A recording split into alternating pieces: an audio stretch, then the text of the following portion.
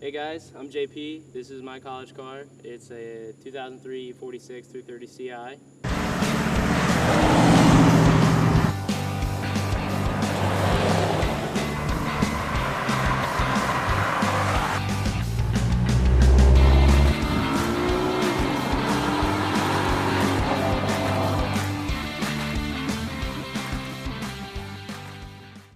If you want about 2/3 of an M3 for about half the price, here's your car. Hello Internet, and welcome to another episode of College Cars. This is a 2003 BMW 330 Ci that belongs to JP, who is an accounting major at the University of Alabama. The E46 came in a number of different trim levels, available with a few 4-cylinder engines, and too many straight sixes to list. The 330 Ci came with the M54B30, which was the largest displacement version of the M54 engine. This car was made before BMW changed their numbering to being mostly arbitrary, so this was a 3-liter inline 6. The 3 in 330 meant 3 series, and the 30 was a 3-liter engine.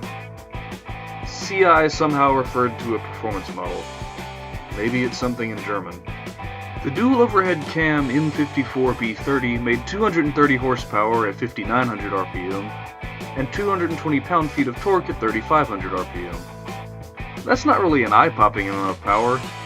That's not what this car's about. It's about handling, which it excels at thanks in part to the BMW M Division suspension parts. The 330 Ci is pretty light too, weighing in around 3,300 pounds. The M54 came with the best named variable valve timing system to date, which BMW referred to as Vanos. Take a hint, Honda and Toyota. VTEC kicks in, yo! And VVTi does something. But Vanos sounds impressive, like a Norse god. Power numbers and technical details aside, the engine was impressive enough to land on Ward's 10 Best list in 2002 and 2003. The transmission in this car is a 5-speed Getrag manual, Getrag manual, though an auto was available. I guess one benefit of not buying the M3 is that you can't get the issue-prone SMG automatic. This 330 Ci in particular is in remarkably good shape, especially considering its mileage. I'll let JP talk a little more about that. Believe it or not, hopefully you don't believe it, it's actually got 186,000 miles on it. That being said, with everything replaced, my future plans are most likely just general maintenance. I don't think that there's too much more I can do. I've thought about doing CPU units like what is it, SharkWorks, I believe, or Shark Injector, to flash the ECU, but it's really only going to give me a couple more horsepower. But other than that, just general maintenance, oil changes, making sure all the fluids are in there. Tires, super important. Keep it running. Hopefully get it to 300,000 miles. This car is a good example of a car staying in good shape because the owner took care of it.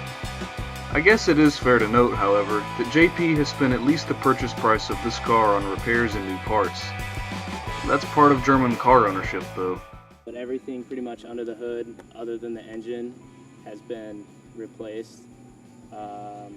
Fuel pump, radiator, clutch, water pump, pulleys, belts.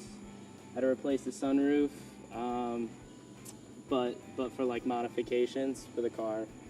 Got a cold air intake, which I think is better than the stock one, personally.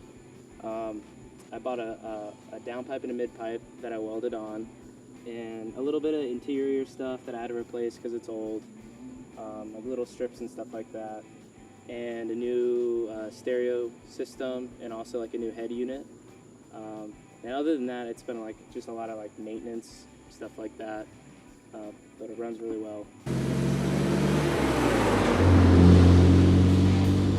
Despite the incredibly high miles, the bodywork gives little indication of abuse. There is a little wear on the interior, but nothing extraordinary. The seats aren't torn and the shifter boot is intact. On the outside, the iconic E46 shape still shows a brilliant coat of paint. That shape is, in my opinion, light years ahead of the E36, and it's one of the better looking cars from its era. Really love German cars. I love all cars. But I really like the Germans, specifically BMWs and Porsches. And if I had to pick a dream car, right now it would probably be a Porsche GT car, but I would want one in manual. When I was a kid, my parents aren't really car people. My dad drives a Ford Ranger. He's always had. My mom drove a minivan because I played soccer. So I always played with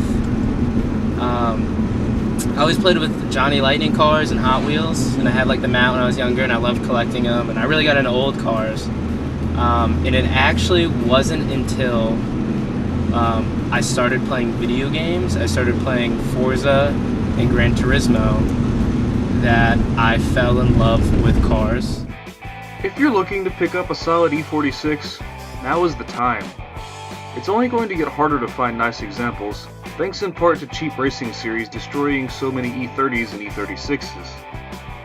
The natural progression is the E46. Heck, they've even started a racing series for only E46s. If racing doesn't get them, more and more will succumb to high mileage and neglect. Go snag a piece of fine German engineering. You won't regret it, as long as you're willing to do maintenance. Thanks for watching.